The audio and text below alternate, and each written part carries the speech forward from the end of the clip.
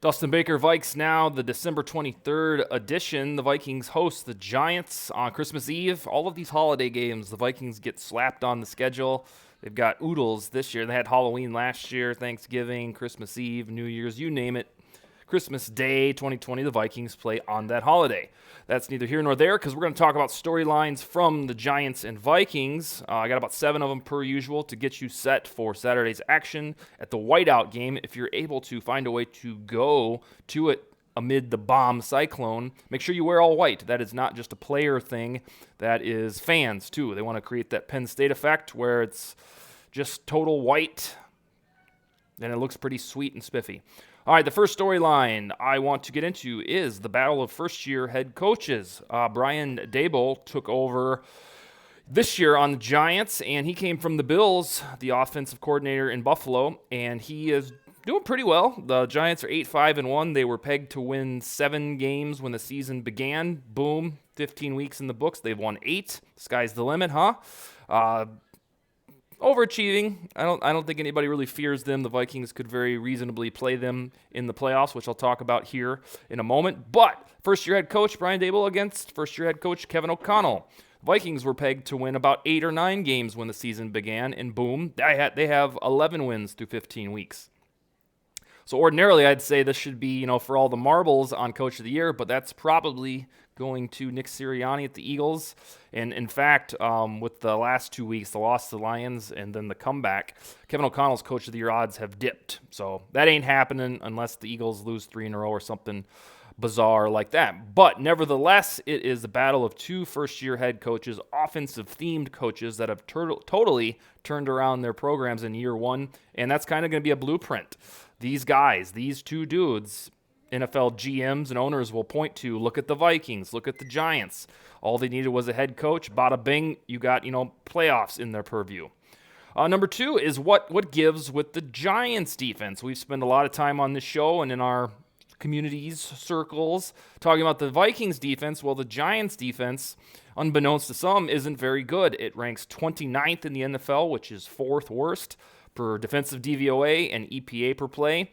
And I think out of the gate, it did pretty well with Wink Martindale Jr., but hasn't sustained. And in particular, their run defense sucks. They allow the most yards per rush to opponents. So what does that mean for Dalvin Cook? And when I say what gives on the Giants defense, they kind of have a Vikings defense from 2020 or 2021. What do I mean by that?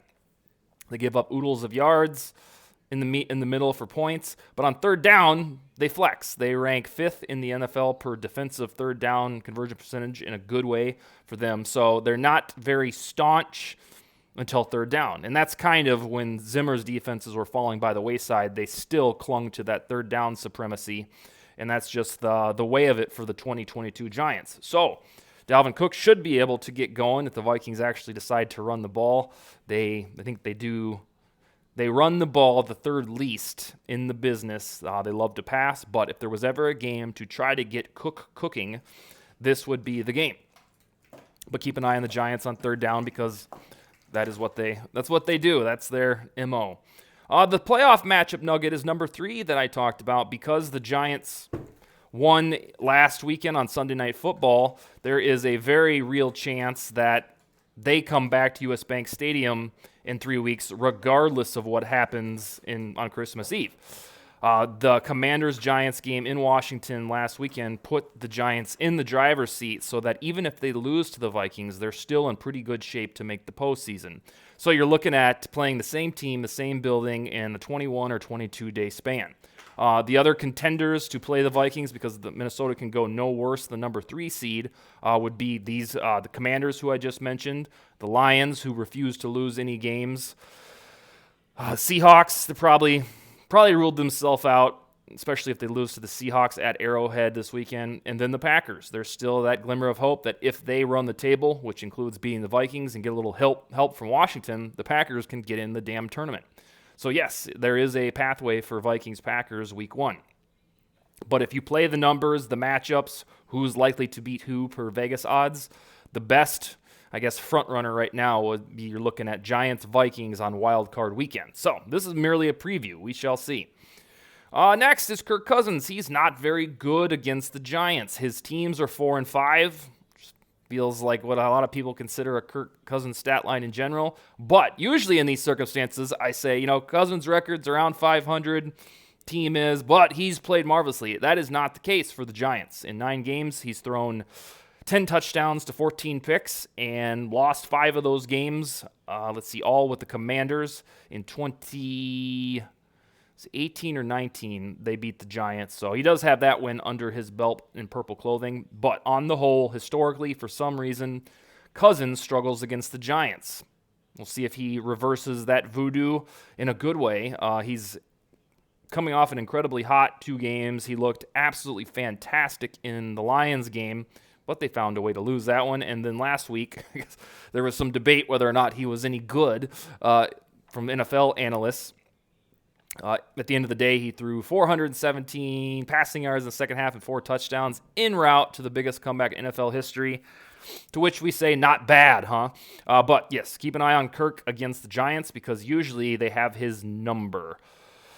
Got a couple left. Justin Jefferson, watch. We are on that. He is on a quest for 2,000 yards. He'd be the first man to ever do that in a single season. He needs about 125 yards per game to effectuate that and then keep pace over Tyreek Hill. And meanwhile, he's a measly 10 yards away from breaking Randy Moss's Vikings single season record, which he should get in the first minute of the game if the Vikings get the football from the coin toss. But that's one of the tidbits. Another interesting thing to watch is that there is also a good probability that the Bears game to end the season at Soldier Field is meaningless. And then what would they do with Jefferson? Because you can guarantee that he'll want to get his in general, the 2,000 yards or the crown over Tyreek Hill. And then what does Kevin O'Connell do? Because this guy will tell you that he should be rested. If there is no good reason for him to play, you don't risk the injury. But there's going to be a school of thought from multiple folks who say, yeah, let's run the gambit. He needs to get his 2,000 yards and go from there. I won't be saying that, but there will be a sentiment for it. The last time the Vikings orchestrated a big comeback was against the Bills. Switching lanes here, not talking about Jefferson anymore for the most part. And they came back from 27-10 in about 5 minutes left in the third quarter. And that was one of the most wild games that you'll ever see. The next week they came out and played the Cowboys and looked like pure rubbish. So, is there another hangover in store? Because, guess what? They just erased a 33-point lead last weekend on Saturday and won the damn thing 39-36. So, we know that there are hangovers in this brand of Vikings DNA. Are those vanquished or are they on display? Because then you'd be looking at back-to-back really shitty first halves, which, are not ideal. So, be on hangover watch. We saw it about a month ago. Hopefully it doesn't show up again. Just a couple more rounding out the show.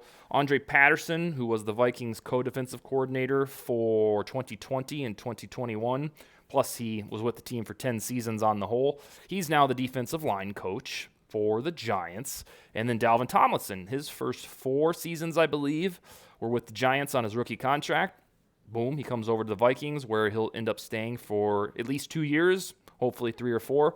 But those are that's it for former players as far as I could gather for the storyline about this dude versus his old team. And then finally, the one that I'll be watching for, and I'm sure you will be too, is the defense of the Vikings philosophy. I've just come to the understanding they're not going to be very good. We would have already seen that by now. They're not going to suddenly get Zimmer-esque from 2017 or 18. But it can be decent, and I think after the Vikings lost to the Lions, Kevin O'Connell called for a philosophical tweak or change. And then what did he get against the Colts? He got the most blitz happy team that the Vikings have put on the field in 2022. So, did Donatell do that for a game to placate O'Connell, or do we see that as the new norm? Because the adage goes, if you're going to surrender 460 yards to every damn team, you might as well do that by blitzing a little bit. So you'll have to monitor whether or not the same pressure that Minnesota was able to get, especially in the second half, over Matt Ryan at the time, do they do that against Daniel Jones? And then the also constant reminder, Ed Donatell struggles against mobile quarterbacks. And in the realm of mobile quarterbacks, Daniel Jones is, mid-tier, quasi-upper tier. He can move, but he's no Lamar Jackson. So what does the Ed Donatel defense, does it blitz? Does it go back to its old bullshit? We shall find out. All right, that's all I got. I believe I predicted the Vikings to win 37-27 over these Giants. Neither team has a defense that's very good, so there shall be points. Of course, when I say that, it'll probably end up being 13-9 or something odd. All right, we'll be back on Monday to talk about the 12-3 Vikings or 11-4 edition. We shall see. All I got. Talk to you next week. Let's go.